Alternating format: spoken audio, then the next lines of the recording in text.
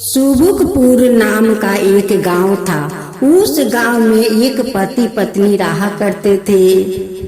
पति का नाम था मन भोला और पत्नी के नाम था चुनमुनिया। मन भोला बहुत सीधा साधा थे। वो किसी से झगड़ा तकरार नहीं करते और नहीं उनकी मन में कोई हिंसा था। वो बड़े सच्चे दिल का आदमी था। मन भोला का पत्नी भोलेनाथ का वो परम भक्त थी। हर सोमवार का दिन भोलेनाथ का मंदिर में जाकर वो पूजा किया करती थी। मन भोला अपना पत्नी के साथ अपना संसार में बहुत खुशी खुशी रहा करते थे। मन भोला के गांव में कुछ अहंकारी लोग थे जो लोग गरीब को नहीं समझते थे। उस गांव में किसी बच्चा से अगर कुछ भूल हो जाता, कुछ बुजुर्गों से भूल हो जाता तो वो लोग मारा मारी करने पर उतर आते थे। उस अहंकारी लोग और कुछ गरीब के साथ वो लोग के झगड़ा हो रहे थे।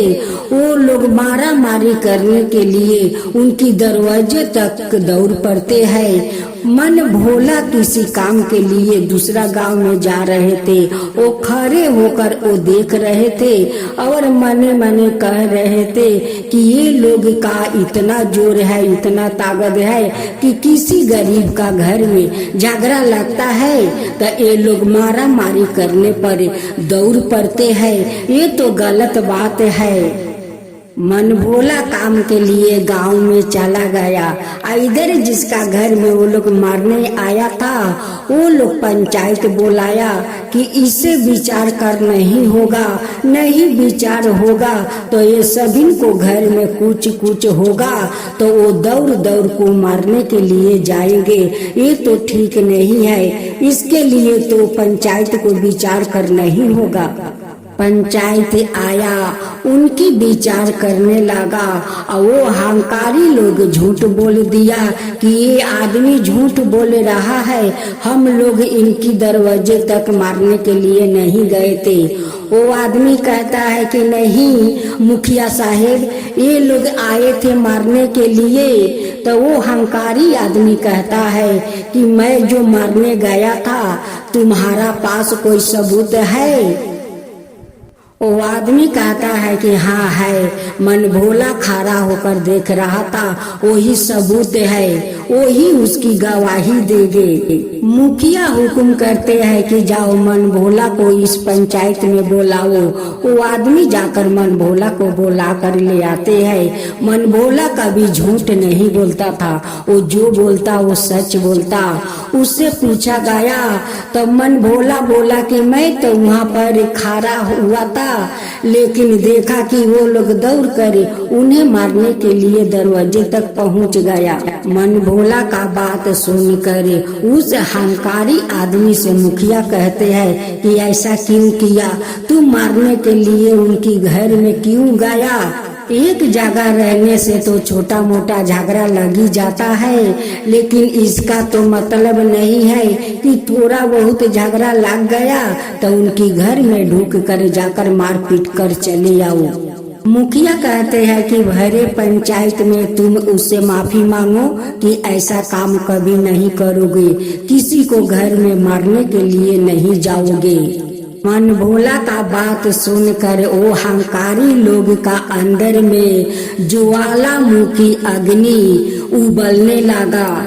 तभी से वो अहंकारी लोग अपना मन में विचार बना लिया कि इस मन भोला के कारण भरे सभा में उस आदमी से मुझे माफी मांगना पड़ा है, इसका तो उन्हें बहुत बड़ा परिणाम भोगना पड़ेगा।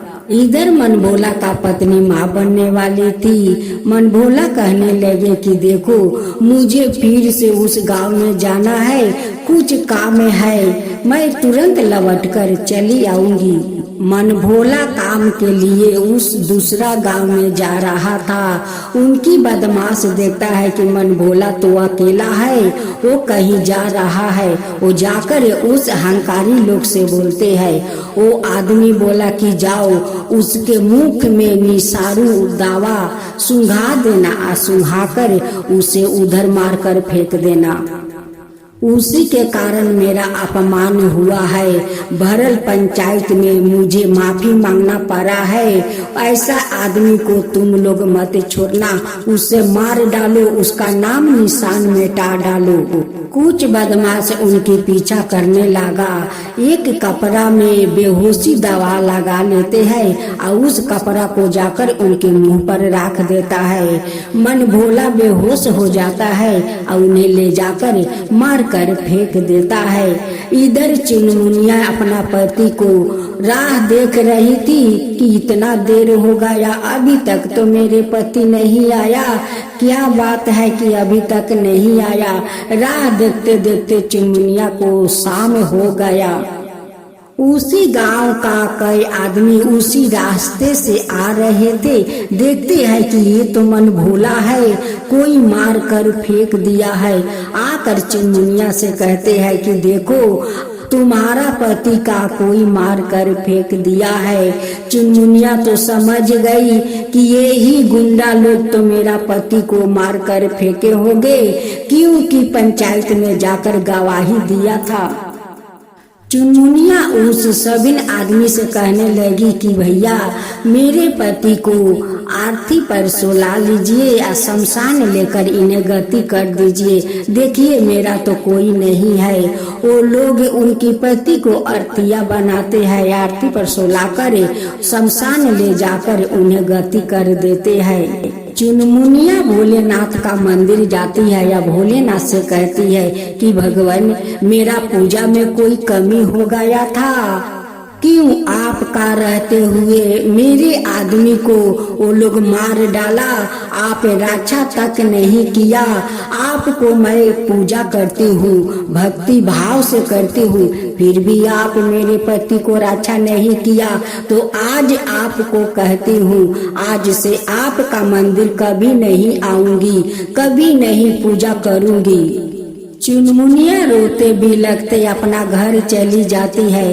कुछ दिन का बाद चुनमुनिया खूब सुंदर एक बेटा को जन्म देती है और कहती है कि बेटा तुम तो जन्म ले लिया है, लेकिन तुम्हें इतना शक्तिशाली बनना होगा, इतना शक्तिशाली तुम्हारे सामने कोई योद्धा टिक ना सके। तुम्हें इतना शक्तिशाली बनना होगा। मुनिया अपना बेटा को भूख में दूध पिला रही थी।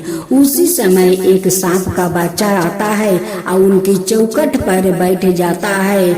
मुनिया उस सांप का बच्चा को एक माटी के खपरी में दूध अपना भूख से निकाल कर उस सांप को बच्चा को दे देती है। सांप का बच्चा दूध पीकर वो चला जाता है। अब तो वो सांप का बच्चा रोज दूध खाने आने लगा। मुनिया अपना बेटा को दूध खिलाती और उस सांप को बच्चा के उस मिट्टी के खपरी में दूध अपना भूख से निकाल कर दे देती। सांप का बच्चा दूध खाकर पेट भर जाता, वो बहुत आनंद हो जाता। चुनमुनिया अपना बेटा का नाम वीर रखती है और उस सांप का नाम शक्ति रखती है। कहती है कि आज से तू भी मेरा बेटा है। चुनमुनिया कहती है कि अपना बेटा को मैं वीर बोलाऊंगी और तुम्हें शक्ति कहकर बुलाऊंगी। इधर देखते देखते चुनमुनिया का बेटा 10 साल के हो जाता है, उधर सांपो बड़ा हो जाता है। चुनमुनिया अपना बेटा को बहुत शक्तिशाली बनाती है। वो अपना बेटा को पैर में रस्सी बांधकर गाछ में झूला देती है। अपना बेटा को ऊंचाई पर उठाकर कहती है कि वहाँ से बेटा लाफ है, मेरा दूध का कसम है तू लाफ है। बेटा वहाँ से कूद जाता है। वीर अपना सर पर ईंट फोड़ लेते हैं, डांटा तोड़ लेते हैं और भोले बाबा को नाम लेते हैं कि जय भोलेनाथ जय भोलेनाथ कहकर अपना सिर पर ईंट फोड़ लेता है, डांडा तोड़ लेता है, पूरा दौड़ता है, पूरा उनकी शक्तिशाली बनना है। चुनमुनिया अपना बेटा से कहती है कि वीर बेटा तेरा अपना पिताजी को बदला लेना है, उस दुष्ट शैतान लोग से तुझे बदला लेना है बेटा। अपना पिता को मृत्यु का प्रतिशोध लेना है, तुझे लेना है, मेरा दूध का कसम है। वीर कहता है कि माँ आपका सर का कसम खाता हूँ, एक दिन जो आदमी मेरे पिता को मृत्यु दिया है उसका लाश एक दिन आपका चरण में मैं लाकर रख दूंगा। एक दिन वीर एक गाछ के नीचे जाकर बैठ गया। ठंडा हवा के कारण वीर को आंख लग गया। इधर गुंडा लोग उनका पीछा कर रहे थे। वो देखते हैं कि ये तो गाछ के नीचे सो गया है, उनका ऊपर जाल फेंक देता है या जाल में फंसा लेते हैं। शक्ति का पता चल जाता है कि मेरे भाई का ऊपर मुसीबत आ गया है। वो बहुत सारा सेना लेकर आता है और उस गुंडा लोग से लड़ाई करते हैं। जाल काट कर वीर को बाहर निकालते हैं। सारे गुंडा को वो सांप सभी को डांस लेता है, सभी को मृत्यु हो जाता है। वीर सभी सांप को साथ अपना घर में आते हैं। चुनमुनिया देखकर बहुत खुश होती है, उस शक्ति को आशीर्वाद देती है, कहती है कि शक्ति बेटा, आज तू दूध का कर्ज चुकाया है, अपना भाई को रक्षा किया है। शक्ति, आज तू अपना भाई को रक्षा करके दूध का कर्ज चुका दिया है। चुनमुनिया अपना वीर को धामधूम से शादी करवाती है। वीर का पत्नी आती है घर में, वो भी भोलेनाथ का पुजारी। वो भोलेनाथ का मंदिर में हर सोमवार को जाती है, भोलेनाथ का श्रद्धा भक्ति से पूजा करती है। चुनमुनिया भोलेनाथ को धन्यवाद करती है, कहती है कि हे भोलेनाथ, आज अपना दूध पेठाकर मेरा बेटा को रक्षा किया है, उसके लिए मैं कोटि कोटि धन्यवाद करती हूँ। हे भोलेनाथ, जैसे आप उस औरत को, बच्चा को रक्षा किया, वैसा ही सबका संतान को रक्षा कीजिए। हे भोलेनाथ, सबका वैसा ही रक्षा कीजिए। भोलेनाथ की जय हो, भोलेनाथ की जय हो, भगवान भोलेनाथ की जय हो, भगवान भोलेनाथ की जय हो। भगवान शंकर को पति के रूप में पाने हेतु माता पार्वती कठोर तपस्या कर रही थी। उनकी तपस्या पूर्णता की और थी। एक समय वहाँ भगवान के चिंतन में ध्यान मगन बैठी थी। उसी समय उन्हें एक बालक का डूबने की चीख सुनाई दी। माता तुरंत उठकर वहां पहुंची। उन्होंने देखा एक मगरमच्छ बालक को पानी के भीतर खींच रहा है। बालक अपनी जान बचाने के लिए प्रयास कर रहा है और मगरमच्छ उसे आहार बनाने का। करुणामयी माँ को बालक पर दया आ गई।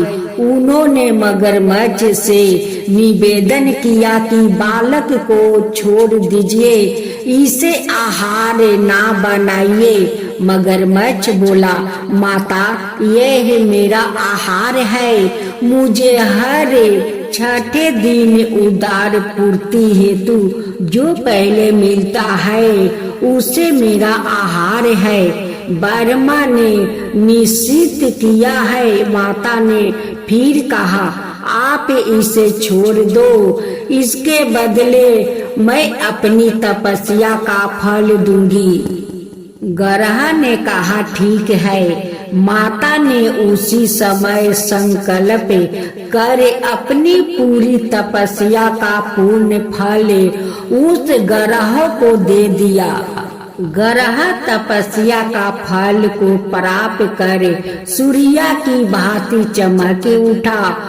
उसकी बुद्धि भी शुद्ध हो गई।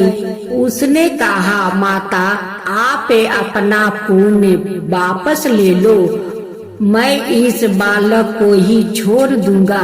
माता ने माना कर दिया और बालक को गोद में लेकर ममता माही माता दुलारने लगी। बालक को सुरक्षित लौटाकर माता ने अपने आस्थान पर वापस आकर तप शुरू कर दिया। भगवान शिव तुरंत ही वहाँ प्रकट हो गए और बोले, पार्वती अब तुम्हें तप करने की आवश्यकता नहीं है। हर प्राणी में मेरा ही वास है। तुमने उस ग्रह का तप का फल दिया है, वो मुझे ही प्राप्त हुआ है।